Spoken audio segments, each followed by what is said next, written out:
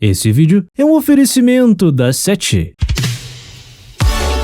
O glorioso presidencialismo de coalizão parido nas circunstâncias e tempos da Constituição de 88 é a origem da maior parte das crises da Sexta República. Essa bizarrice não é o resultado de um projeto ou das alucinações de um intelectual fracassado. Ela foi uma vingancinha construída pelo Centrão que se sentiu excluído da Assembleia Constituinte. Centrão esse fruto das mais diversas legendas que sempre mudam de nome para se lançarem novamente e se manterem no poder. A verdadeira intenção do alto clero que estava trabalhando na Carta Magna lá na Comissão de Sistematização era fundar uma república parlamentarista. Mas quando o texto chegou na ralé, o MDB votou em peso no não. E por conta disso, o Brasil seguiu sendo uma republiqueta presidencialista com uma constituição que não condizia com o sistema vigente. Nem com nada. O shitpost de 88 é uma aberração de ponta a ponta. A diferença mais palpável entre o presidencialismo e o parlamentarismo sempre foi a centralização na figura do presidente, o papel de chefe de Estado e a liberdade que ele tem para escolher os membros do seu governo para dar prosseguimento à sua agenda. Mas isso no Brasil não existe mais. O presidente da República precisa afirmar alianças com diversos partidos políticos, quase sempre com interesses conflitantes aos seus para conseguir governar. E é aí que mora o lobo. Você votou no candidato vermelho para conseguir os benefícios ou no verde para comprar uma Glock? Oh, que fofinho, você é tão bobinho. Antes de fazer qualquer coisa, esses dois cones precisam cumprir os inúmeros acordos firmados com os 79 caciques partidários que controlam o Congresso Nacional, para que aí, se sobrar um tempinho, quem sabe com muito esforço, rabiscar um decretinho que será desfeito assim que o próximo presidente assumir o cargo. O executivo é forçado a ceder os seus ministérios, secretarias, presidências, diretorias a inimigos políticos declarados ou velados. A situação é ainda mais grave se este presidente não possui muito apoio no legislativo, e é aí mesmo que ele vai entregar tudo o que for necessário para conseguir se manter no cargo. As sementes do caos são plantadas antes mesmo de assumir a faixa. A agenda que o fez ser eleito não é nem de longe a sua prioridade, o que nos traz de volta a 22 de agosto de 2014. A crise que explodiu no colo do PT não era responsabilidade do Partido dos Trabalhadores. A investigação que descambou na delação de Paulo Roberto Costa teve início por conta de um doleiro que trabalhava para o PP, um partido genérico do Centrão que nas eleições de 2010 deu apoio a José Serra, mas que entrou no governo após receber centenas de cargos, pois a sua bancada no parlamento era de 41 deputados e 4 senadores. Que o PT é corrupto do seu presidente ao pelego comedor de mortadela, todo mundo sabe, mas também todo mundo sabe que petista não delata. Eles são fiéis à causa. Os outros partidos não têm toda essa fibra moral de se sacrificar por seus companheiros. Toda essa crise teve início por conta das péssimas alianças que o partido era forçado a assumir. A reeleição de Dilma e o projeto autoritário de poder petista poderiam estar por um fio e a culpa nem era deles.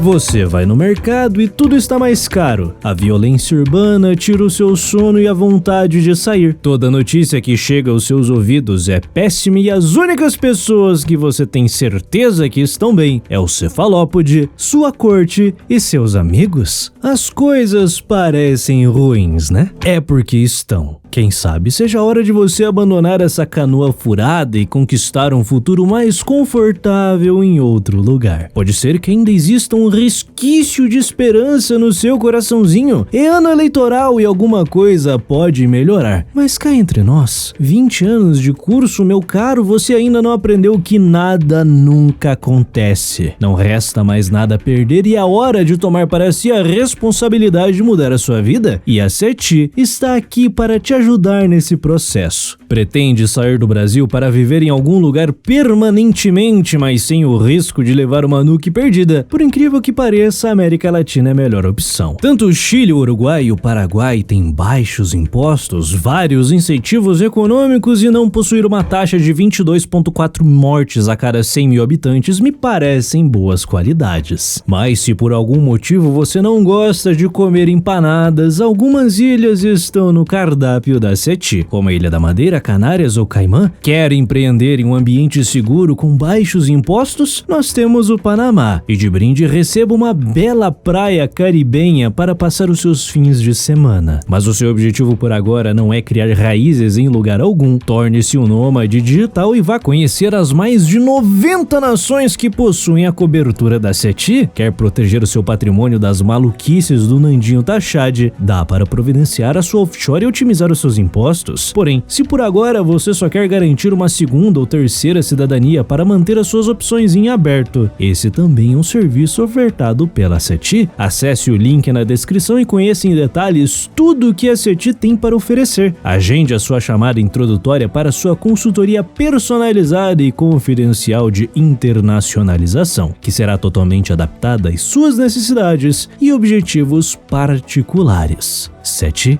porque a sua vida te pertence.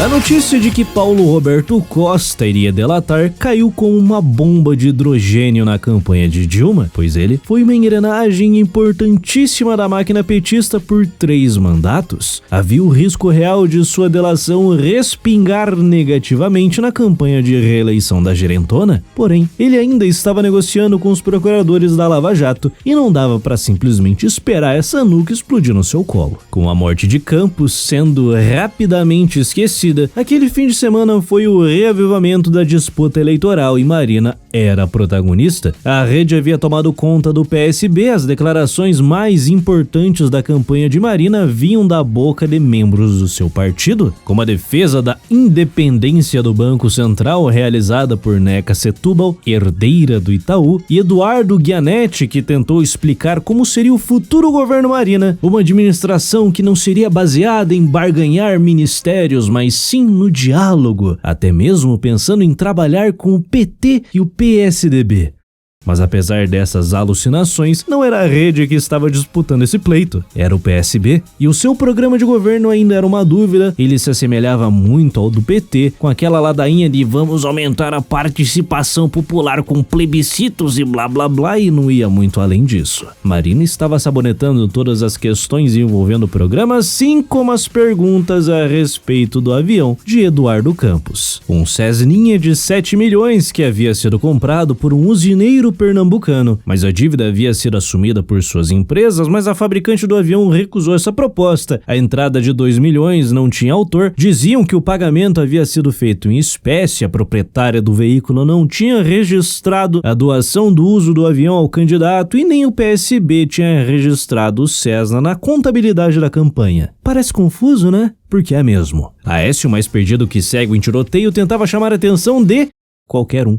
Ele estava completamente escanteado dessa disputa. Marina era coitada, Dilma incompetente, Aécio invisível. Uma nova pesquisa Ibope estava chegando em 26 de agosto. Desta vez seria possível ver com clareza o resultado de 2 semanas inteiras dedicadas a Marina Silva. E como já era esperado, Dilma derreteu. Mantinha sua liderança, mas perdeu 4 pontos. Marina subiu para 29 e Aécio 19. Brancos e nulos caíram de 13 para 7. Marina ganhou espaço entre os indecisos, além de tomar votos de Dilma e Aécio. Mas o cenário apocalíptico para o PT estava no segundo turno. Marina Silva vencia com 45 a 36. 9 pontos de vantagem, e esse baque foi tão grande que no primeiro debate televisionado realizado naquele mesmo 26 de agosto, Dilma ainda estava tentando rivalizar com Aécio Neves, que por sua vez focou seus ataques em Marina Silva, associando a ex-senadora com o PT, enquanto ela tentava se fantasiar de terceira via, mesmo sendo ideologicamente praticamente igual a Dilma e Aécio. Afinal, esse era o Brasil de 2014, uma vasta gama de sabores iguais de esquerdismo para você escolher. Tinha o verde, o corrupto e o alfabetizado. Mas no fim do dia, todos eram farinha do mesmo saco. A diferença agora é que Marina tinha um gigantesco alvo nas costas, mas os seus adversários não sabiam exatamente o que fazer com isso. Ela estava capitalizando muito forte com a principal característica do PSDB, que é não ser o PT, e por conta disso liderava em São Paulo e ameaçava a liderança de Aécio em seu próprio estado, para a incredulidade do comitê tucano, que não entendia a razão disso estar acontecendo. Já o PT admitira que Marina era o seu alvo prioritário. Isso era uma novidade. Eles passaram as últimas 5 eleições disputando com o PSDB. Esse cenário de 2014 era completamente absurdo. Quais armas seriam utilizadas para bater na ex-petista? Eles não faziam a menor ideia. Em 29 de agosto, uma nova pesquisa Datafolha divulgada e Marina havia empatado com Dilma em 34%. Aécio despencou para 15%. No segundo turno, a vitória da candidata do PSB era de 50-40 contra a presidente. Marina nadava de braçada e nem ao menos respondia os ainda fracos ataques de seus adversários. Em pouco mais de 15 dias, ela se tornou a favorita para vencer as eleições. Essa reviravolta durante a campanha nunca tinha acontecido na história do Brasil. Como essa política carreirista havia se tornado uma suposta novidade e esperança de mudança. Brasil. Simplesmente Brasil. Já Dilma recebeu de presente a divulgação da queda de 0,6% do PIB no segundo trimestre. A dívida líquida do setor público chegou a 35% do PIB. Dentre todos os países do BRICS, o Brasil era o único em recessão. Só 34% do povo considerava o seu governo ok, e o acordo de delação premiada de Paulo Roberto Costa foi fechado. E o seu depoimento começou, mas por hora ainda não era uma prioridade. A máquina de destruição de reputações petista foi ligada. A primeira mentira foi tentar pregar a pecha de autoritarismo em Marina. Sim, esta figura autoritária. Dilma disse em uma entrevista ao No Alvorada que em uma democracia quem não governa com partidos está flertando com o autoritarismo. Palavra muito difícil para o brasileiro QI 77 compreender. Mas o que o brasileiro médio consegue entender com um pouco mais de facilidade é petróleo. Depois de alguns anos de propaganda estatal em cima do pré-sal, todo mundo tinha se tornado um especialista no assunto. Por conta disso, durante o debate organizado pela Folha, Dilma tentou criar a narrativa que Marina não iria explorar o pré-sal, pois desprezava essa riqueza nacional por conta de suas crenças no ambientalismo. Essa também não deu certo. O próximo alvo era o plano de governo do PSB, que não deixava clara sua política em relação à comunidade, que nesta época era só LGBT. Dilma de cara resolveu declarar que a homofobia deveria ser criminalizada. Aécio jogou essa bomba no colo do Congresso e Marina sabonetou. Por ser evangélica, ela possuía muito apoio neste setor da sociedade e ela definitivamente não gostaria de perdê-lo. Portanto, ela se posicionou dizendo que o que deveria ser definido era o que era opinião e discriminação. Pautas identitárias têm muito destaque na década de 20, já em 2014 nem tanto. Logo, a máquina petista resolveu atacar a defesa da independência do Banco Central, que o plano de governo do PSB defendia. A narrativa do PT era que o grande capital estava alinhado com a campanha de Marina, e esse ponto era o que poderia gerar mais problemas. O brasileiro é burro, mas não gosta de banco. O Partido dos Trabalhadores sempre manteve as suas relações com a Faria Lima nos bastidores. A defesa aberta da independência do Banco Central nesta época era um tema delicado. O foco da propaganda eleitoral de Dilma na TV agora era destruir Marina Silva. Como falar de autoritarismo como conceito não iria funcionar, rapidamente a máquina petista simplificou esse discurso e a estratégia era atrelar a imagem de presidentes fracassados como Jânio e Collor, que durante seus mandatos tentaram governar sozinhos, a Marina Silva, que sustentava o discurso de abolir o loteamento de ministérios. Durante os 12 anos de regime petista foi executada uma massiva massiva operação de destruição de reputação contra o ex-presidente Fernando Henrique Cardoso. Atrelar a sua imagem e seu governo a qualquer pessoa já era o suficiente para gerar uma gigantesca rejeição. A máquina de propaganda e deputados petistas estavam tentando estabelecer a ligação entre Marina, que esteve no PT por mais de 30 anos, ao FHC.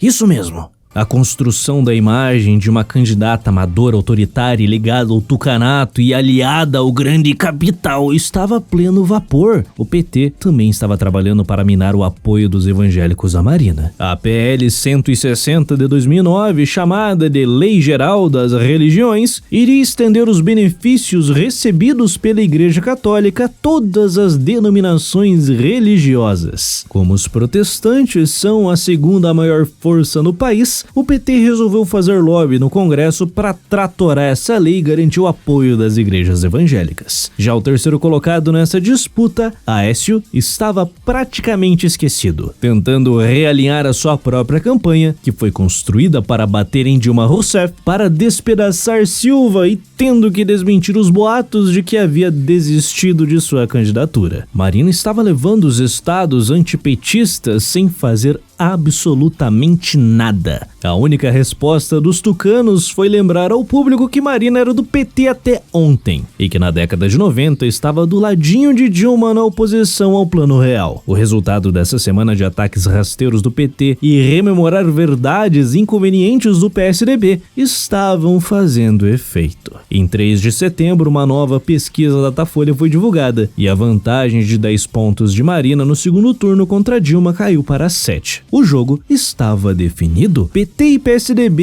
iriam atacar uma inerte Marina 24 horas por dia até o fim dessa eleição. Mas havia um empecilho no caminho que poderia atrapalhar os 3 candidatos. Em 5 de setembro, faltando exatamente um mês para o segundo turno, a Veja publica partes da delação de Paulo Roberto Costa.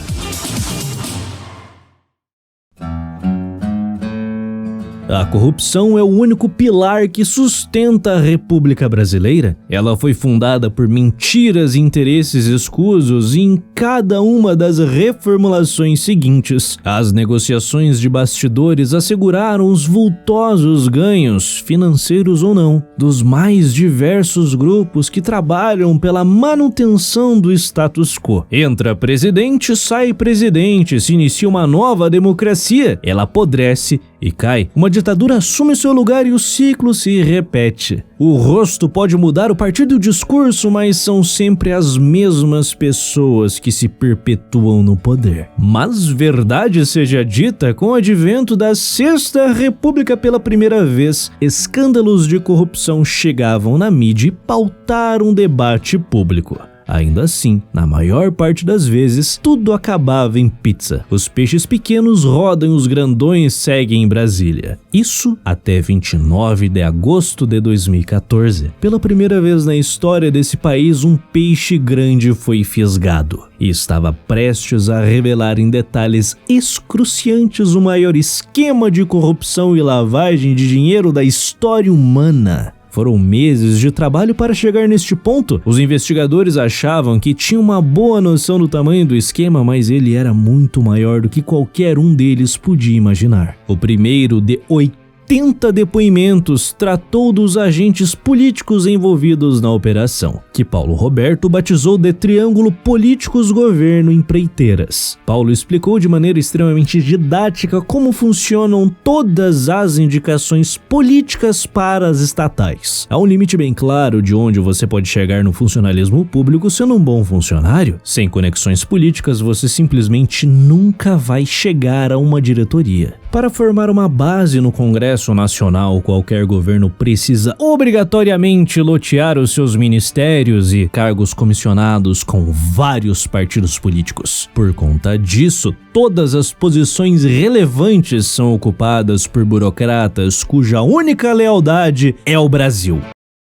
sacanagem, é o partido que o colocou ali. A sua função nominal pouco importa, o seu trabalho é desviar tudo que for possível para contas no exterior e favorecer os grupos empresariais ligados ao partido em processos de licitação. Grupos esses que sempre fazem vultosas doações para as campanhas de diversos partidos. Mas cada centavo tem que voltar com juros para o bolso desses empresários. É um negócio que os dois saem ganhando e quem paga é você. Naturalmente, como parte do acordo que ele fechou com Janene para chegar à posição de diretor da Petrobras, Paulo era obrigado a cumprir todas as ordens do PP, mas também serviu os interesses do PMDB e do PT, e não existia a possibilidade de negar um pedido, ele seria chutado e outro assumiria o seu lugar. O Partido dos Trabalhadores controlava a presidência da Petrobras e as diretorias de serviços, gás e energia, exploração e produção e a diretoria financeira. O PMDB controlava a diretoria internacional e o PP de abastecimento. A hierarquia de relevância nas diretorias da estatal era definida pelo tamanho do seu orçamento. A diretoria de serviços, comandada por Renato Duque, fechava os maiores contratos e detinha 90% dos recursos que eram aplicados pela estatal. Tendo em vista que no Brasil apenas 16 empresas tinham capacidade de prestar serviços à Petrobras, esse mercado era um cartel há muitas décadas. Os donos dessas companhias se reuniam e decidiam entre si com quem ficaria cada contrato de licitação. Sem nenhum tipo de concorrência, cada um dava o seu preço e a estatal inevitavelmente acabava aceitando. E a partir daí, o processo correria com toda a formalidade necessária sem qualquer irregularidade. Os membros do Clube dos 16 sempre previam uma margem de lucro de 10 a 20%, que era facilmente alcançada devido falhas no projeto que exigiam aditivos que inflacionavam o custo de cada obra em milhões de reais. Além do lucro, havia a fatia do partido que girava em torno de 1 a 3% do valor final de cada contrato. As companhias que entraram nesse esquema eram obrigadas a superfaturar as suas obras.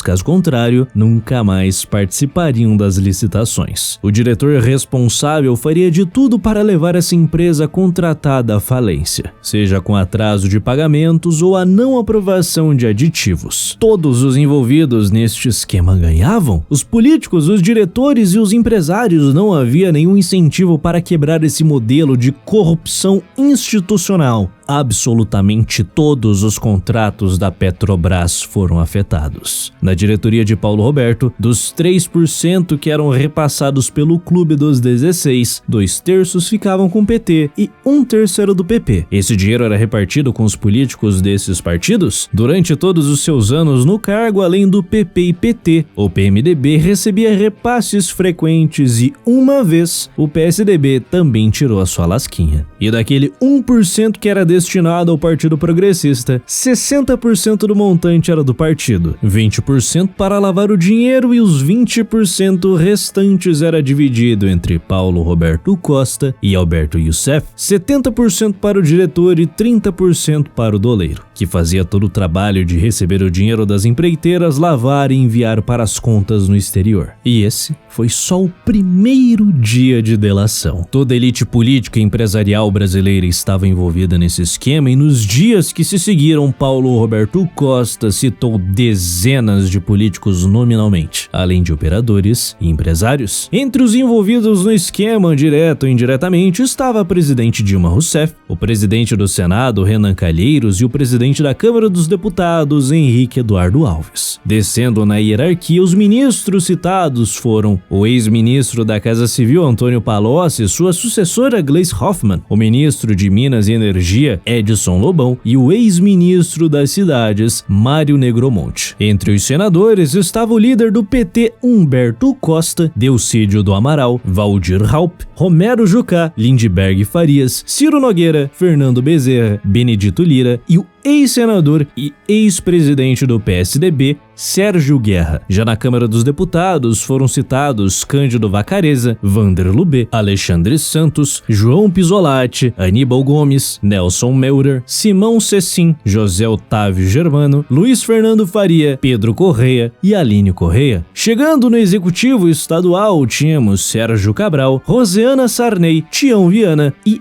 Eduardo Campos. E essa é só a lista de políticos. Paulo Roberto Costa também deu o nome de uma infinidade de burocratas, empresários e doleiros, como o de Nestor Cerveró, diretor internacional da Petrobras, que trabalhava com o doleiro Fernando Antônio Falcão Soares, também conhecido como Fernando Baiano, que fazia os repasses ao PMDB. Já o doleiro do PT, que servia as principais diretorias e a presidência da estatal, era uma figura mais conhecida e relevante e sem foro privilegiado. Seu nome é João Vacari Neto e ele era o tesoureiro do Partido dos Trabalhadores.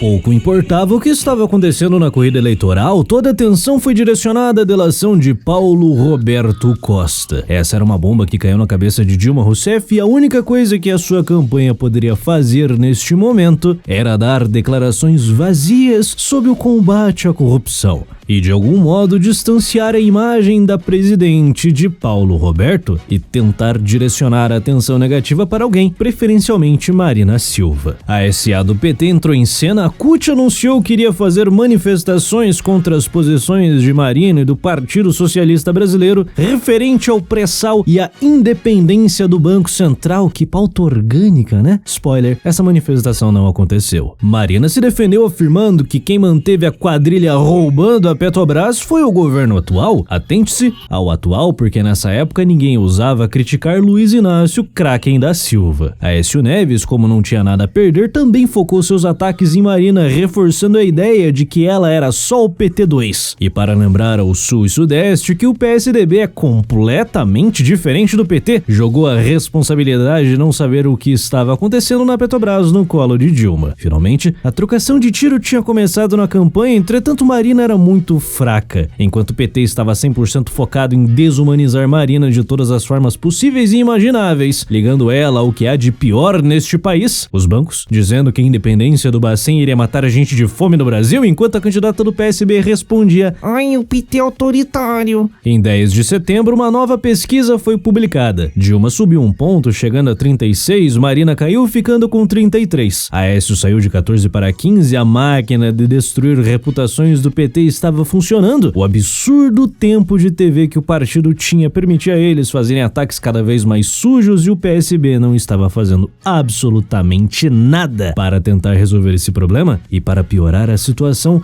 João Santana, o marqueteiro do PT, conseguiu dar um nó tático em todo mundo e tornou a delação de Paulo Roberto Costa em algo favorável ao Partido dos Trabalhadores, que neste momento estava posando de defensor da Petrobras, pois com a Lava Jato dividindo espaço na mídia com as eleições, o fracassado governo Dilma deixou de ter qualquer tipo de atenção. Se todos os ataques envolviam a Petrobras, era muito fácil se defender, bastava a anta proferir as 3 palavras favoritas do Lula: "Eu não sabia". E pronto, resolvido o problema. Qualquer discussão política que deveria ser a pauta de uma eleição definitivamente foi jogada fora. E para piorar a situação, o comitê petista continuou insistindo na narrativa de que Marina era anti-petróleo, fazendo valer aquela máxima de Goebbels: uma mentira dita 1000 vezes torna-se verdade. E aparentemente esses ataques estavam atingindo Marina pessoalmente. Em uma entrevista cedida à jornalista Marina Dias, da Folha de São Paulo, a candidata chorou ao falar dos ataques que vinha sofrendo do PT, atuação ou não. Lula, o filho da mentira, entrou em cena para defender os ataques de seu partido contra Marina Silva. A dona Marina não precisa contar inverdades a meu respeito para chorar. Chore por outra coisa que ela quiser chorar. Nunca falei mal da dona Marina e vou morrer sem falar mal da dona Marina. Ela é que tem que se explicar por que ela nasceu, cresceu e ganhou todos os cargos no PT e falou mal do PT. E Dilma, servindo de eco para o seu mestre, aproveita a oportunidade para jogar Marina aos cachorros. vida como presidente da República é aguentar críticas sistematicamente e aguentar pressão. Duas coisas que acontecem com quem é presidente da República: pressão e crítica. Quem levar para o campo pessoal não vai ser uma boa presidenta, porque não segura uma crítica. Tem que segurar a crítica sim. O jogo era muito baixo. A propaganda petista, que desde o início da campanha estava tentando pregar a pecha de anti-pré-sal e anti-petróleo em Marina, agora estava tentando criar uma ligação entre a corrupção petista da Petrobras e Marina Silva. Parece ridículo, mas foi exatamente isso que eles fizeram. Em 15 de setembro foi organizada uma manifestação petista na sede da Petrobras do Rio de Janeiro, em defesa da empresa. É sério, ela foi ridícula, reunindo menos de 2.000 militantes do partido. A questão é que esse ato não era uma defesa da Petrobras. Ela serviu para tentar jogar os problemas da estatal no colo da candidata do PSB, dizendo que se Marina colocar as mãos na Petrobras, os petistas voltariam ali todos os dias. E o auge dessa campanha de destruição foi esse spot vinculado na TV. Marina tem dito que, se eleita, vai reduzir a prioridade do pré-sal. Parece algo distante da vida da gente, né? Parece, mas não é. Isso significaria que a educação e a saúde poderiam perder 1,3 trilhão de reais e que milhões de empregos estariam ameaçados em todo o país. Os brasileiros perderiam uma oportunidade única de desenvolvimento. É isso que você quer para o futuro do Brasil? A máquina petista estava dando resultado. A pesquisa de 17 de setembro apresentou queda de 1 ponto para Marina, ficando com 30% nas intenções de voto no primeiro turno. O problema do PT é que Dilma também perdeu, caindo de 39 para 36, enquanto Aécio saltou de 15 para 19. No segundo turno, Marina vencia Dilma com 43 a 40. Aparentemente, a disputa eleitoral estava se estabilizando. Aécio era considerado carta fora do baralho. O confronto era Dilma contra Marina e faltavam apenas 19 dias para o primeiro turno. O curioso era que nenhum dos candidatos apresentou plano de governo e o povo iria escolher o chefe do executivo sem fazer a menor ideia de quais eram suas propostas. As únicas informações que o eleitor possuía eram as poucas declarações que os candidatos faziam em entrevistas. Eu sei que está pensando, isso é perfeitamente normal no Brasil, mas não devia. A coisa ficaria ainda pior se no início da disputa o PT apresentou brevemente algumas propostas na TV. Nesses últimos dias de primeiro turno, o foco era total em despedaçar Marina Silva, e o tipo de resposta que Marina deu a todos esses ataques durante o primeiro turno foi: Dilma, você fique ciente, não vou lhe combater com as suas armas, vou lhe combater com a nossa verdade, com o nosso respeito, com as nossas propostas. Nessa campanha vamos oferecer a outra face.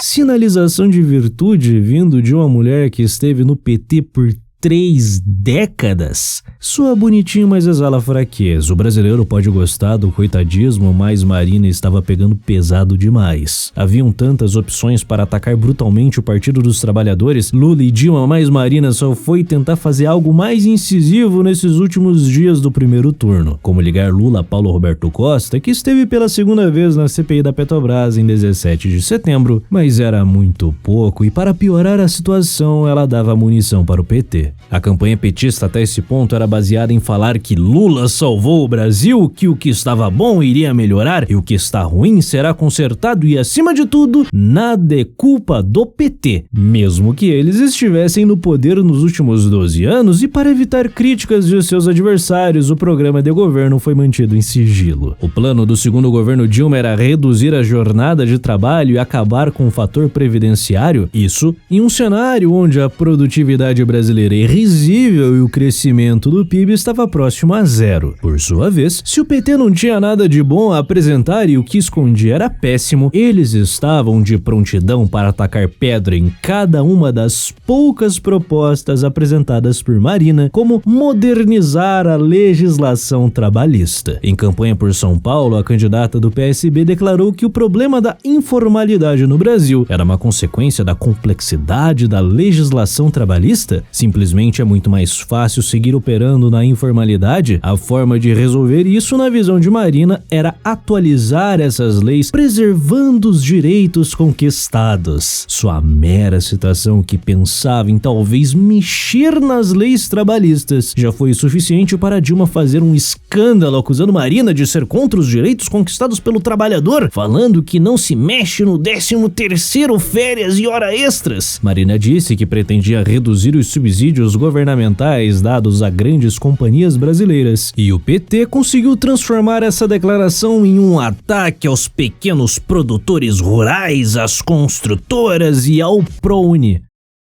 ProUni? O Bolsa Família foi amplamente utilizado durante todo o período eleitoral em uma campanha de medo, segundo a máquina de fake news do Partido dos Trabalhadores. Todos os candidatos, exceto o atual presidente, iriam acabar com o programa, principalmente Marina, porque ela estava do lado dos bancos. A operação de difamação petista estava dando muito resultado. A todo momento, eles criaram essas supostas propostas impopulares que Marina defendia, forçando ela a vir a público dizer o exato oposto, queimando a candidata em dois frontes, com o público que apoiaria essas medidas e com a massa bestializada que comprava todas as mentiras do PT, acreditando que Marina era o demônio na terra. O que parecia ser uma guerra perdida 20 dias atrás, agora tinha se equilibrado. A imagem de uma candidata fraca, mal assessorada e promotora dos interesses das elites estava sendo incutida na cabeça vazia do brasileirinho médio. A pesquisa da Datafolha de 19 de setembro mostrava um crescimento de Dilma no primeiro turno, saltando 3 pontos, chegando a 37 das intenções de voto contra 30 de Marina. Já no segundo turno, Marina caiu 1 ponto, ficando com 46, e Dilma cresceu 1, chegando a 44. Esse crescimento estava acontecendo enquanto a CPI da Petrobras e a Lava Jato dividiam a atenção da mídia, expondo os podres do PT em rede nacional todos os dias. Uma crise econômica estava ganhando força e, para melhorar a situação, um novo escândalo explode. Em 20 de setembro de 2014, a Veja expôs como o PT da Bahia desviou 50 milhões de reais destinados a realizar obras de habitação no sertão nordestino desde 2004. O esquema era o seguinte: em 2008, uma ONG chamada Instituto Brasil, criada pelo Partido dos Trabalhadores da Bahia, foi escolhida pelo governo estadual para construir 1.120 casas populares para famílias de baixa renda. Sim, uma ONG foi contratada para construir casas Brasil. O dinheiro que saía do Fundo de Combate à Pobreza era desviado pela ONG, que fraudava a prestação de serviços e destinava esse dinheiro para candidatos do PT. Como esses contratos eram assinados pela administração petista, supostamente eles mesmos que iriam fiscalizar as obras, o Instituto Brasil erguia em média cerca de 1/10 das casas que foram acordadas. Mas não houve tempo para o PT começar a operação de contenção de danos. Em 21 de setembro, o Globo detalhou o esquema de lavagem de dinheiro administrado por Alberto Youssef, e o público pela primeira vez teve noção do tamanho deste escândalo. Mais de 444 milhões de dólares enviados para o exterior. Dezenas de empresas fantasmas prestando serviço às maiores construtoras do país e aos políticos mais importantes. E quando eu falo importante, é o PT. O Partido dos Trabalhadores foi o maior recebedor de doações nas eleições de 2014. Até setembro, o partido conseguiu recolher mais de 306 milhões de reais. Só para a campanha de reeleição de Dilma foi arrecadado 123,8 milhões. E como você já deve imaginar, os maiores doadores da campanha petista eram empresas que prestavam serviços ao governo federal, e aquelas que mais receberam dinheiro do BNDES, definitivamente dá pra cravar que o PT era o inimigo do grande capital. E mesmo com todos esses elementos dando a entender que o PT, o maior e mais importante partido da história do Brasil, era corrupto do seu pelego mais bestializado até os dirigentes partidários, Dilma ainda liderava nas pesquisas de intenção de voto nesta reta final de campanha eleitoral, sem ao menos ter mostrado seus planos de governo ou saber se comunicar como um ser humano normal. E para a sorte do PT, seus adversários não estavam utilizando essas informações como material de campanha, seja por estratégia ou incompetência. A notícia de que em 23 de setembro Alberto Youssef havia fechado um acordo de delação premiada passou batida. Faltavam só 15 dias para o primeiro turno e a histeria eleitoral havia dominado a imprensa. Aécio estava servindo como linha auxiliar do PT ao focar os seus ataques em Marina para tentar chegar no segundo turno, indiretamente garantia mais apoio a Dilma Rousseff, que utilizava até mesmo os ataques do Tucano à Marina em sua propaganda eleitoral. A candidata do PSB vinha definhando pesquisa por conta dessa ofensiva coordenada e a sua incapacidade de se defender. Faltando 7 dias para a eleição, todos os pronunciamentos de Dilma eram um ataque direto, e quase sempre mentiroso, contra Marina Silva. Um exemplo empírico desta reta final foi uma declaração dos assessores de Marina em que admitem a necessidade de um ajuste fiscal em 2015, pois o país estava afundando. Isso foi suficiente para que a campanha do PT transformasse essa simples e lógica declaração em: nós não acreditamos em choque fiscal. O país precisa de uma política fiscal sistemática e robusta. Se você vai ampliar alguns mecanismos,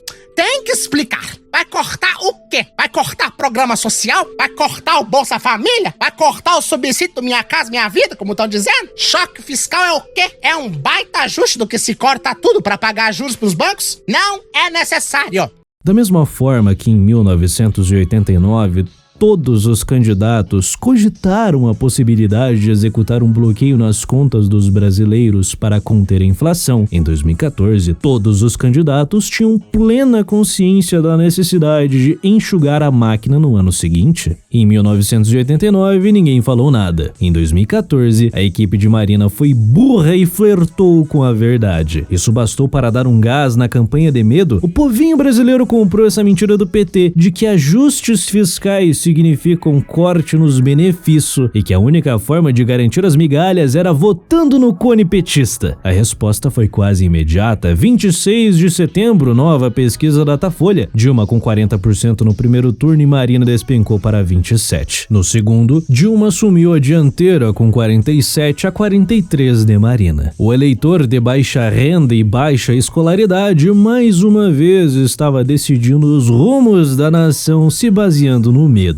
E os incompetentes coordenadores da campanha de Marina não estavam entendendo o que estava acontecendo. Enquanto a máquina terrorista de esmagar reputações petista pintou Marina como um demônio na terra, a patética campanha de paz executada pela candidata socialista sobre o espaço para os seus adversários. E ela, vendo o barco afundando, decidiu ativamente não fazer nada.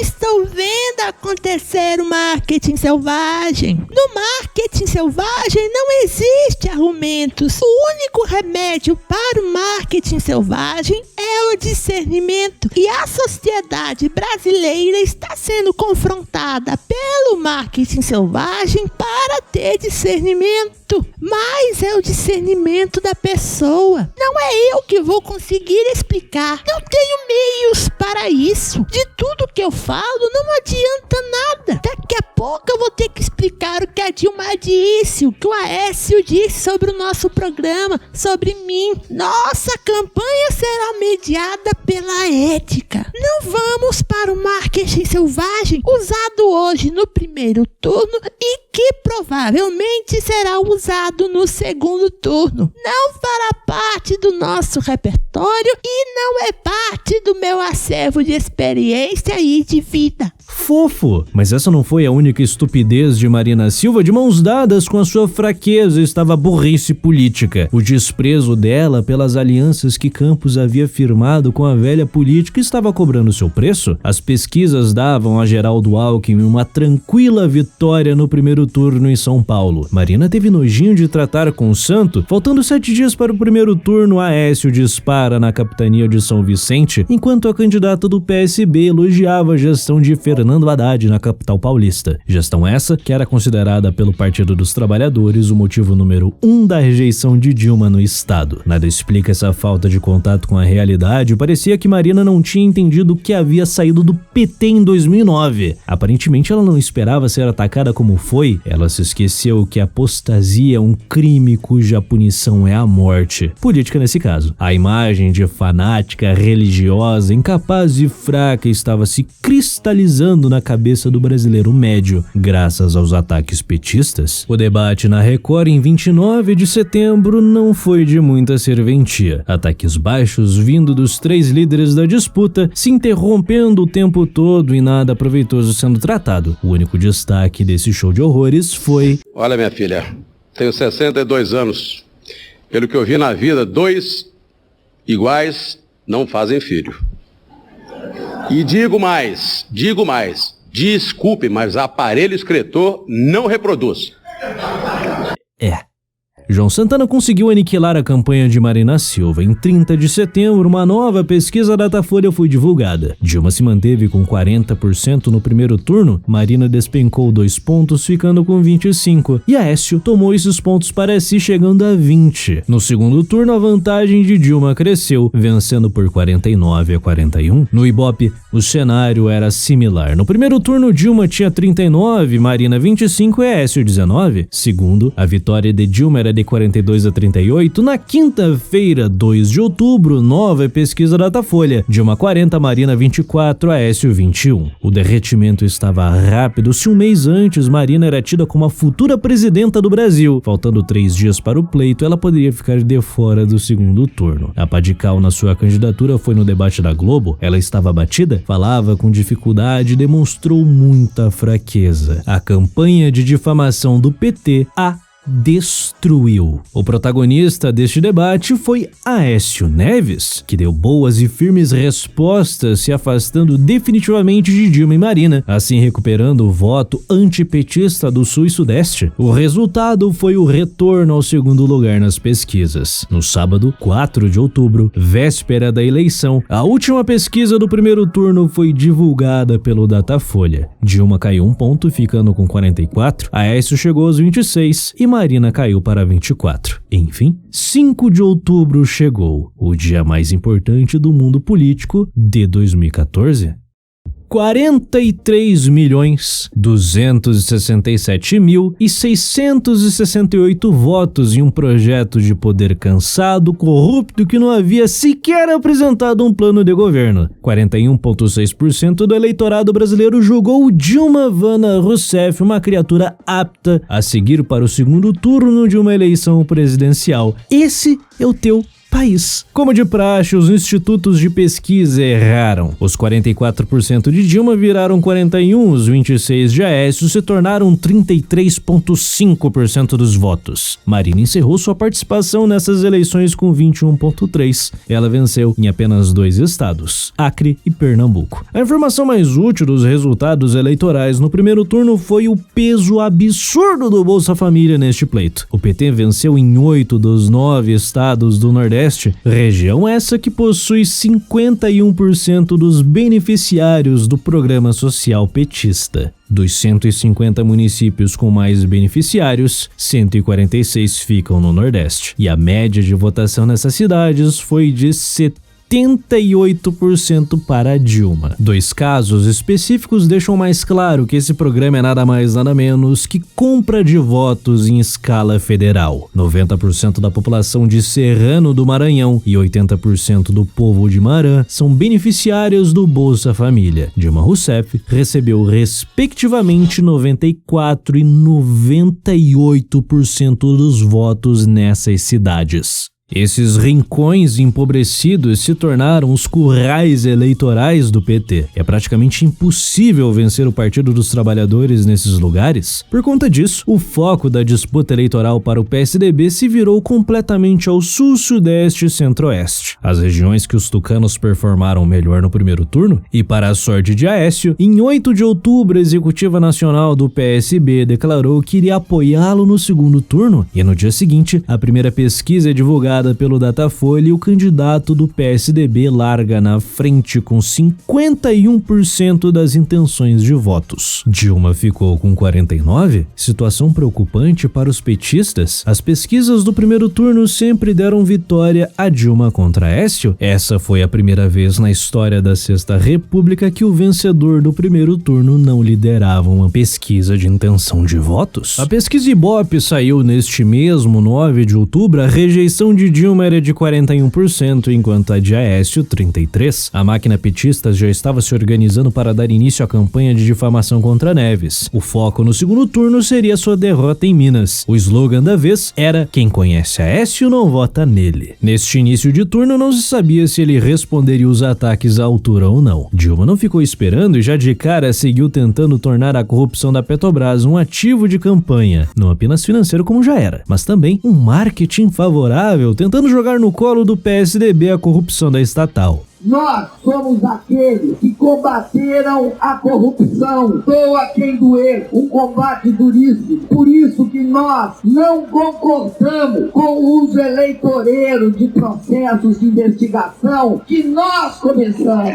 nós fizemos, nós desenvolvemos. Porque a Polícia Federal, ela passou a ser um órgão de investigação a partir dos nossos governos. E aí eu quero lembrar o papel destacado do ministro da Justiça, Tarso Genro, no fortalecimento, na autonomia da Polícia Federal. Eles jamais investigaram, jamais puniram, jamais procuraram acabar com esse crime horrível que é o crime da corrupção. Agora, na véspera eleitoral, eles sempre querem dar um golpe. Estão dando um golpe. E esse golpe nós não podemos concordar com ele.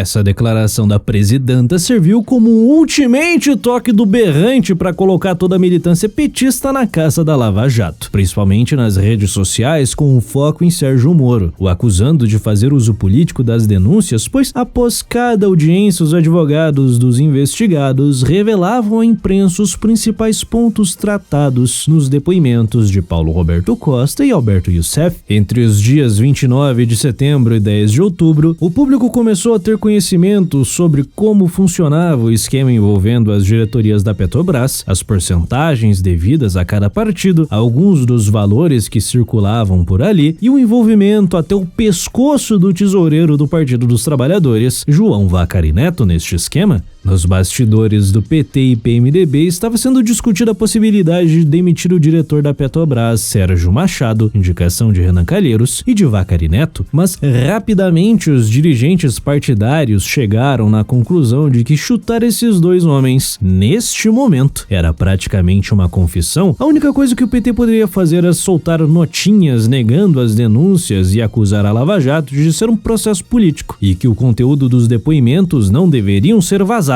E era realmente uma grande pena ao PT que esse processo não estivesse sequer correndo em segredo de justiça, pois é injusta dos mandamentos constitucionais, da publicidade dos processos e das decisões judiciais. É injusta que o caso envolve supostos crimes contra a administração pública, tornando imperativa a transparência. A única forma de garantir o escrutínio público sobre a gestão da coisa pública e sobre a integridade da justiça. Assim, os depoimentos prestados da última audiência de ação penal pública não foram vazados por essa Corte de Justiça, ou por quem quer que seja. Era muito curioso que o desespero do Partido dos Trabalhadores não estava no conteúdo das denúncias, mas na divulgação dessas informações. Naquele mesmo dia 10 de outubro, Aécio Neves destacou isso em sua resposta ao ataque da presidente. Eu considero estarrecedor esses depoimentos, essa confissão de crime cometido sucessivamente e de forma contínua ao longo dos últimos 12 anos. O jogo nesse segundo turno estava dado. Aécio iria atacar Dilma e o PT com os depoimentos da Lava Jato, enquanto o PT iria sabonetar e dizer que o PSDB também é corrupto. Esse era o nível do debate público brasileiro em 2014.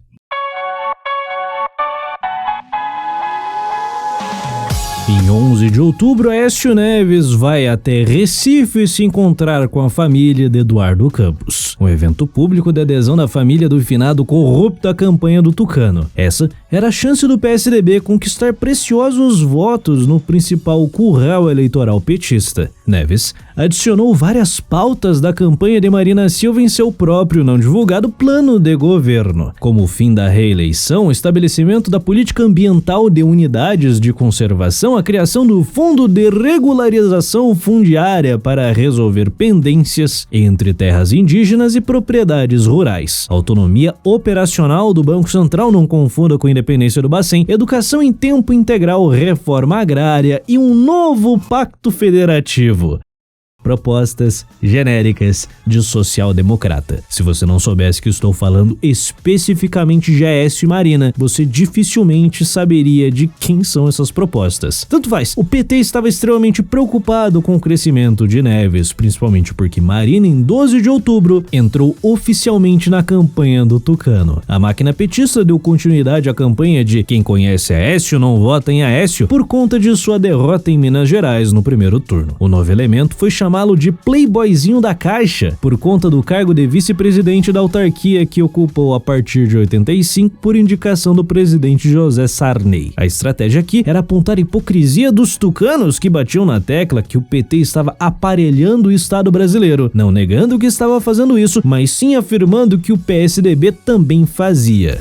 Não sou a coisa mais inteligente do mundo a se dizer, o Partido dos Trabalhadores estava desesperado. Ainda não tinha saído nenhuma nova pesquisa, mas estava claro que Dilma permanecia no segundo lugar. Era necessário aumentar a violência dos ataques e, em primeiro momento, as críticas à gestão FHC foram retomadas, mas não estavam dando muito resultado. Estratégia descartada. O foco mesmo tinha que ser em destruir a ideia de Aécio Neves como uma alternativa viável ao PT. A questão é, enquanto Marina recebeu os ataques passivamente, com Neves o cenário seria completamente diferente. O primeiro debate do segundo turno deu para sentir isso. Em 14 de outubro, na Rede Bandeirantes, Dilma e Aécio se confrontaram diretamente, sem um bando de candidato nanico para atrapalhar e fazer showzinho. E como você já deve imaginar, foi uma trocação de tiros sensacional. Aécio era um nepotista incompetente, Dilma uma corrupta burra. Sim, essa foi a profundidade do debate presidencial, uma discussão de quinta série. No dia seguinte, 15 de outubro, a Datafolha divulga os resultados da primeira semana de campanha no segundo turno. Aécio mantinha a liderança com 51% e Dilma 49%. O Brasil estava mais dividido do que nunca. O PSDB liderava no sul, sudeste e centro-oeste, o PT no norte e nordeste. Esses resultados ainda não eram um desastre completo para o Partido dos Trabalhadores, que mesmo com as múltiplas denúncias de corrupção divulgadas pela mídia, o eleitor médio do PT ainda se mantinha fiel à quadrilha. Já o PSDB não tinha certeza se a campanha de destruição de reputações estava fazendo efeito contra Aécio. 16 de outubro, novo debate, dessa vez no SBT, e os candidatos nem ao menos se cumprimentaram. O baixo nível chegou em outro patamar se 2 dias atrás, pelo menos, foi ensaiada a discussão de propostas para o Brasil. No SBT, só restaram os ataques pessoais. O foco da presidente era manter a discussão em Minas Gerais para minar a propaganda de bom gestor que Aécio estava executando no horário eleitoral. Por sua vez, o Tucano sempre retomava o escândalo de corrupção da Petrobras para expor a hipocrisia do PT, mas um debate inútil. E estávamos a 10 dias da votação e o ponto mais baixo desse processo eleitoral ainda iria acontecer. 8 de outubro, comício do PT em Belo Horizonte, sem a presença de Dilma Rousseff. O ex-presidente Lula, que aparentemente estava completamente bêbado, começa a atacar Aécio Neves de uma forma extremamente baixa.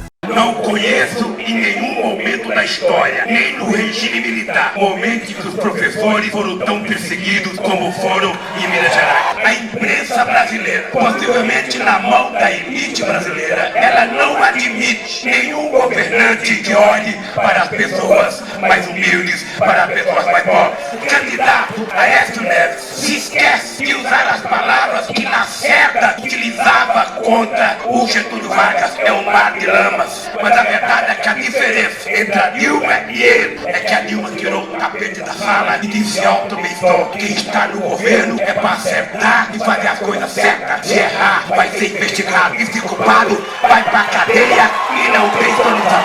Eu nunca vi um cidadão faltar com respeito com a presidenta do que o nosso opositor. O comportamento dele não é o comportamento de um candidato, de alguém que tem responsabilidade. É o comportamento de um filhinho de papai. É o comportamento daquele filhinho de papai que sempre acha que os outros têm que fazer tudo pra ele, que olha com o nariz empinado. Eu não sei se ele teria coragem de ser tão grosseiro se o adversário dele fosse um homem. Eu fico imaginando o comportamento desse cidadão, que de vez em quando parece um cidadão. Quando a Dilma perguntou do bafômetro, ele falou, é porque eu não tinha carteira. Olha, o bafômetro não é pra medir se tem carteira ou não. O bafômetro não cheira a carteira de motorista, cheira álcool. Então sabe qual é a tática dele? É partir pra agressão. Possivelmente tem uma experiência de vida. Eu vou partir pra agressão. Meu negócio com mulher é assim, partir pra cima agredindo, porque acha que a coisa pega mais. E o sistema financeiro tá com ódio da Dilma. É que eles gostariam que a Dilma fizesse igual a Espanha, que a Dilma fizesse igual a Itália, que a Dilma fizesse igual a França, que a Dilma fizesse igual aos Estados Unidos, que jogasse a crise no bolso do povo trabalhador deste país. E a Dilma não vai jogar no bolso dos trabalhadores. Os banqueiros criaram a crise, eles que resolvam a crise que eles criaram. O primeiro emprego do Aécio foi assessor do pai, que era deputado eleito por Belo Horizonte, e ele foi assessor ao pai, aonde? Minas e Brasília, não, no Rio de Janeiro. Mas eu queria dizer uma coisa pra vocês, que é uma coisa pra mim muito séria. Este país, muitas vezes, comete equívoco. O desespero era palpável. Se restava um pingo de ética no Partido dos Trabalhadores, e ele evaporou. Essa reta final era tudo ou nada para manter vivo o projeto de poder do partido. Dos 22 anúncios de 30 segundos que seriam vinculados na TV nesses últimos dias de campanha, 19 deles eram atacando Aécio Neves diretamente. A nova narrativa caluniosa que João Santana e sua equipe estavam tentando emplacar contra Aécio era de que os ataques do candidato do PSDB contra Dilma Rousseff eram motivados pelo fato de Dilma ser uma mulher. É sério. Os Maves rapidamente começaram a espalhar na internet essa narrativa, e no debate da Record, que aconteceu em 19 de outubro, a presidente estreou a sua nova personalidade, a de mulher frágil. Neves, percebendo a armadilha, também diminuiu o tom, e esse debate, diferente dos dois anteriores, teve menos ataques pessoais e até mesmo políticas públicas foram debatidas. A inflação descontrolada e o pífio crescimento econômico brasileiro entraram em pauta. A corrupção da Petrobras também se fez presente porque sim. E como já era recorrente, Dilma não negou a explícita corrupção do Partido dos Trabalhadores, se limitando a apenas dizer que o PSDB também era corrupto, pois Paulo Roberto Costa revelou um pagamento de 10 milhões para o finado senador Sérgio Guerra, presidente do PSDB, para melar a CPI da Petrobras de 2009. Nessa última semana de campanha, Lula resolveu assumir o papel de protagonista. Sua criatura claramente não estava dando conta de bater em um adversário que batia de volta. O painho, com sangue nos olhos, começou a participar de qualquer tipo de mobilização petista. O mais importante foi em 21 de outubro na PUC de São Paulo. Ao lado dos artistinhas intelectuais que mamaram a máquina por 12 anos, o painho seguiu dando suporte à nova personalidade de mulher frágil da presidente. E por mais ridículo que isso soe, tentou emplacar a narrativa que o PT estava sofrendo uma perseguição política. Nunca vi um ódio disseminado por um partido político como o ódio que eu vejo pelo PT. É um negócio que eu não via nem no tempo do regime militar. Eu só tinha visto Burnhouse em 2005 dizer aos brados, no microfone do Senado, vamos acabar com essa raça. Não poderia imaginar que o neto do doutor Tancredo fosse utilizar tanto ódio quanto o PT, porque ele não fala só que quer ganhar na Dilma. Ele fala que quer acabar com o PT, que quer acabar com o PT no governo, que quer tirar o pessoal desse país. No dia seguinte, 21 de outubro, o painho finalmente chegou no fundo do poço. Ele, em um discurso em Salvador, finalmente teve a cara de pau de chamar o Partido da Social Democracia Brasileira de nazista. Se o Nordeste ouviu as ofensas contra nós, o preconceito contra nós. De vez em quando, parece que estão agredindo a gente como os nazistas agrediram no tempo da Segunda Guerra Mundial. Eles são intolerantes. Outro dia eu dizia pra eles, vocês são mais intolerantes que Herodes, que mandou matar Jesus Cristo quando ele nasceu com medo de virar o homem que ele virou. E vocês querem acabar com o PT, com a nossa presidenta, querem achincalhar ela, chamar ela de leviana. Só pode ser feito por um filhinho de papai. O ponto é, toda essa palhaçada estava dando resultado. Segunda-feira, 20 de outubro, a Datafolha apontou a tomada da liderança por Dilma. A disputa agora estava 52-48. A população de baixa renda caiu no conto do PT, da mesma forma que Marina foi obliterada no primeiro turno. O Partido dos Trabalhadores estava esmagando Aécio Neves no segundo. O TSE estava concedendo liminares ao PT e PSDB por conta dessa baixaria financiada com o seu dinheiro. A quadrilha petista perdeu 4 minutos de tempo de TV, enquanto os tucanos 2. Punições devidamente ignoradas pela trupe do João Santana, que nessa última semana de campanha estava com a máquina de calúnias ligadas no 220. Lula e Dilma rodaram o país inteiro difamando Aécio Neves, que por sua vez não dava conta de contra-atacar. Por incompetência do seu partido, que não tinha aprendido muita coisa com o primeiro turno, e pela percepção burra do público de que Aécio era mais agressivo que Dilma. Afinal de contas, ela tinha o seu dono para soltar os cachorros nos tucanos sem manchar a sua nova persona de mulher frágil. Quinta-feira, 23 de outubro, uma nova pesquisa da Datafolha divulgada. A vantagem de Dilma aumenta para 53-47. O corte de classe estava claro. A vantagem do PT entre a população com renda mensal de até 2 salários mínimos era de 64-36. Já entre os eleitores que tinham renda entre 5 a 10 salários, a vantagem de Aécio era de 65-35. As coisas estavam ficando muito feias para o PSDB. A campanha de destruição de reputações petista foi extremamente efetiva entre as camadas menos instruídas da população. A última esperança para uma vitória no dia 26 seria no debate da Globo, que ocorreria na sexta-feira, dia 24 de outubro. Só que, para o desespero do PT, a Lava Jato voltaria às manchetes de todo o país uma última vez antes do segundo turno das eleições de 2014.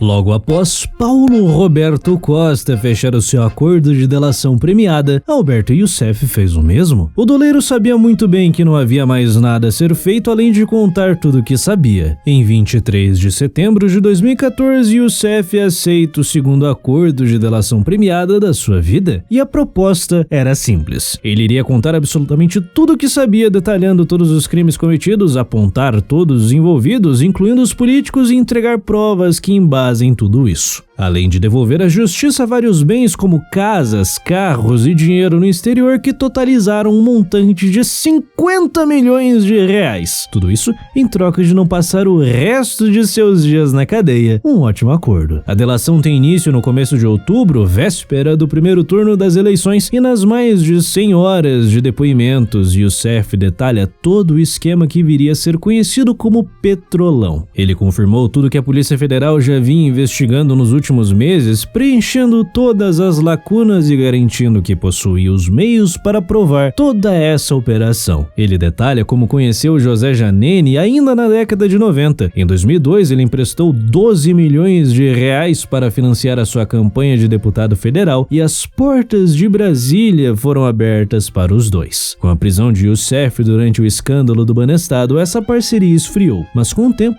o doleiro volta ativo e conhece o novo parceiro de Janene, o diretor Paulo Roberto Costa, entrando para a quadrilha que operava na Petrobras. Youssef foi apresentado aos maiores empresários brasileiros como homem de confiança do deputado Janene, e com o declínio da saúde do parlamentar, Youssef começa a participar das reuniões com as construtoras ao lado de Paulo Roberto. Ele negociava diretamente os pagamentos e transferências. Foi durante esse período que Youssef descobriu como funcionava o cartel das 16 empreiteiras que definiam os rumos das licitações da Petrobras, confirmando aquilo que Paulo Roberto já havia dito, e ele detalhou como suas empresas de consultoria, como a MO, faziam a lavagem de dinheiro para as construtoras. O ponto mais polêmico desta delação foi tratado em 3 de outubro, o envolvimento de políticos no esquema. Youssef disse com todas as letras que o Planalto sabia de tudo, e por Planalto ele se referia a presidente Dilma Rousseff, o ex-presidente Lula e os ex-ministros José Dirceu e Antônio Palocci. Um dos delegados da PF que estavam tomando o depoimento de Youssef questionou se ele havia participado de alguma reunião pessoalmente com esses políticos tratando desses assuntos, mas o doleiro disse que não. Essa bomba só iria estourar semanas depois na mídia, pois a delação ainda estava sob segredo de justiça e não havia sido homologada. 3 dias após o primeiro turno das eleições de 2014, em 8 de outubro, aconteceria o primeiro depoimento público da Operação Lava Jato. Alberto Youssef e Paulo Roberto Costa seriam questionados pelo juiz Sérgio Moro. Já fazia alguns meses que Moro ouvia as testemunhas de acusação e defesa, mas esta seria a primeira vez que os réus iriam falar. E os advogados de defesa estavam preparados para tentar melar o processo, pois na legislação brasileira o réu não tem a obrigação de responder nenhuma questão. Porém, neste caso, as coisas seriam um pouco diferentes. Como Paulo Roberto e Alberto Youssef fecharam acordos de cooperação premiada, eles abriram parcialmente a mão do seu direito ao silêncio. Moro deixou bem claro no início que eles não eram obrigados a responder nenhuma questão. Porém, com um acordo de colaboração, eles se comprometeram perante o Ministério Público a falarem o que sabiam, não interessando se a declaração era boa ou não para sua defesa, apenas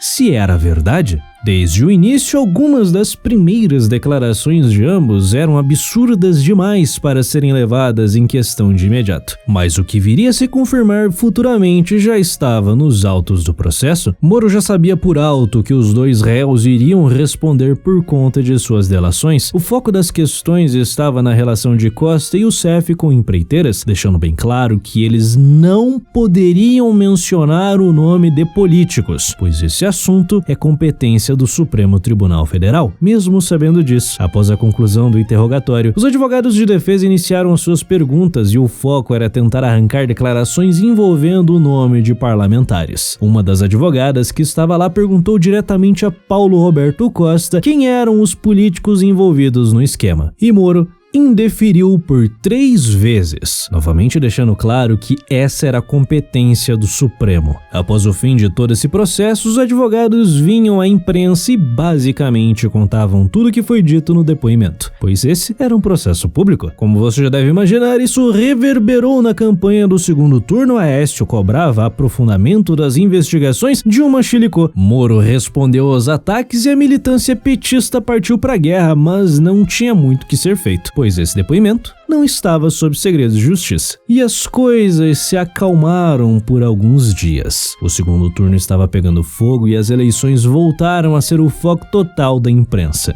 Isso até o dia 23 de outubro, quando a revista Veja solta uma bomba de antimatéria no comitê petista. Eles sabiam de tudo. A delação de Youssef acusando Dilma e Lula de saberem de tudo chegou na mídia. O país, que estava profundamente dividido durante todo o segundo turno, após a matéria da Veja, o Brasil ficou em pé de guerra. Essa reviravolta aos 45 do segundo tempo tornaram o debate presidencial da Globo o evento do ano. Todo mundo iria parar para ver. Mas antes do confronto entre Dilma e Aécio, o PT precisava dar uma resposta à revista Veja. Atente-se que é uma resposta à revista Veja, não ao conteúdo da delação. O Partido dos Trabalhadores entrou com uma liminar no TSE para censurar a matéria e tirar do ar todos os posts em redes sociais feitos pela revista. Liminar que foi negada pelo tribunal,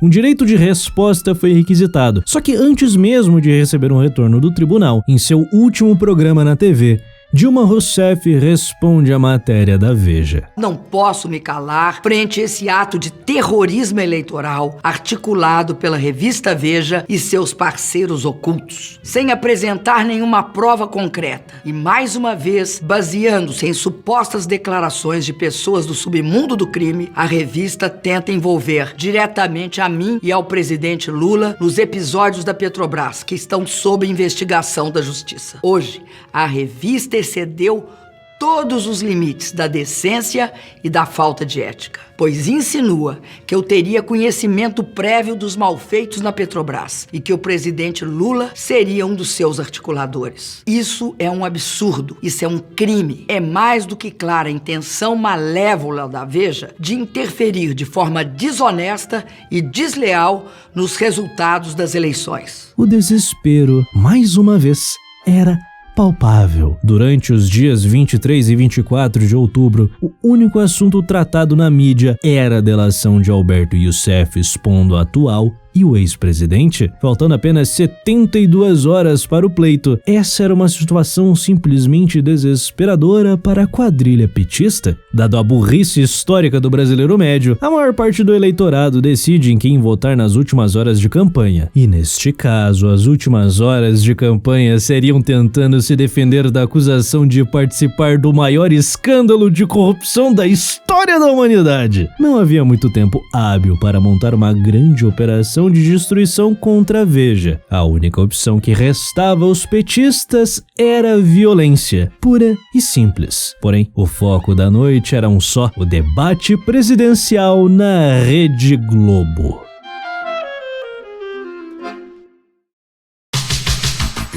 Era a hora da cartada final do PSDB. O debate da Globo se tornou a última chance para os tucanos retomarem a dianteira nas eleições. O clima era extremamente favorável. Este era o momento mais vulnerável do Partido dos Trabalhadores durante todo esse processo eleitoral. O mundo caiu sob suas cabeças, faltando apenas 48 horas para a realização do segundo turno. Quem sabe Aécio Neves conseguiria virar os 2% do eleitorado que precisava se o seu desempenho nesse confronto direto com Dilma Rousseff fosse bom. E às 22 horas e 8 minutos de 24 de outubro, o penúltimo capítulo das eleições de 2014 começava. E na primeiríssima pergunta do debate, feito por Neves a Dilma, o tucano questionou a petista se ela conhecia o esquema de corrupção da Petrobras. Dilma saboneta, não fala nada com nada, como de costume, a dinâmica deste debate estava dado. Aécio batia e Dilma apanhava por 1 hora e 50 minutos. Pela primeira vez na história do PSDB, um candidato deles realmente tentou peitar o Partido dos Trabalhadores. Aécio simplesmente destruiu Dilma Rousseff. A petista tentava fugir do tema corrupção, questionando o tucano sobre economia, saúde e educação. O tucano tirava de letra, pois nessa altura do campeonato, o PT estava há 12 anos no poder. Praticamente todos os problemas levantados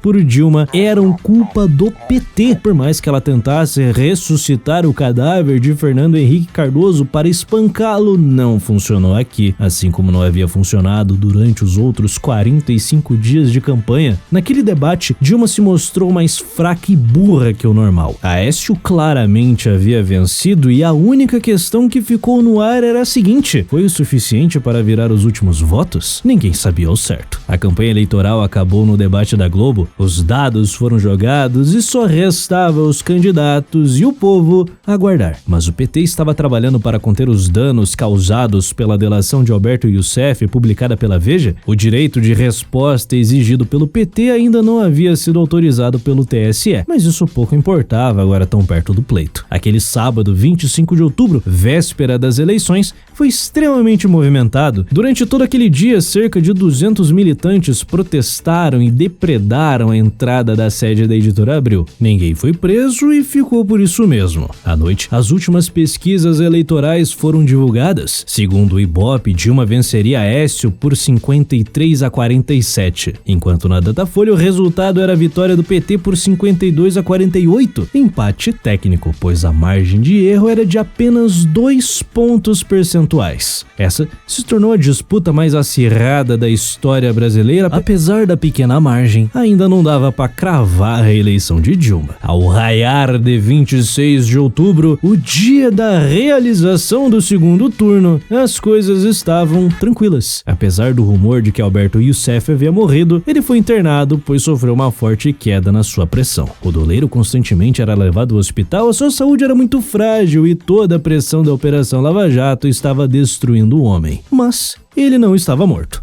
A PF soltou uma nota declarando isso e até mesmo o ministro da Justiça, José Eduardo Cardoso, veio a público afirmar que era só um boato. Fora esse episódio, as eleições ocorreram normalmente às 20 horas. Os resultados foram divulgados. Dilma Vana Rousseff foi reeleita presidente da República com 51,64% dos votos válidos. Aécio bateu 48,36%. O país estava rachado em todos os sentidos. Essa foi de longe a eleição mais disputada na história do Brasil e a mais suja até então. O PT venceu a sua 4ª eleição seguida, apesar de todas as denúncias de corrupção e péssimos resultados econômicos. Metade dos homens, mulheres, regiões e estados julgaram que o Partido dos Trabalhadores mereciam permanecer no poder. Já a outra metade estava cansada disso. O PSDB nunca foi a oposição dos sonhos. O seu único trunfo era não ser o PT. E a nova direita, que nasceu em 2013, não ficaria satisfeita com um bando de social-democrata supostamente representando os seus interesses pelos anos que viriam. Era esperado que a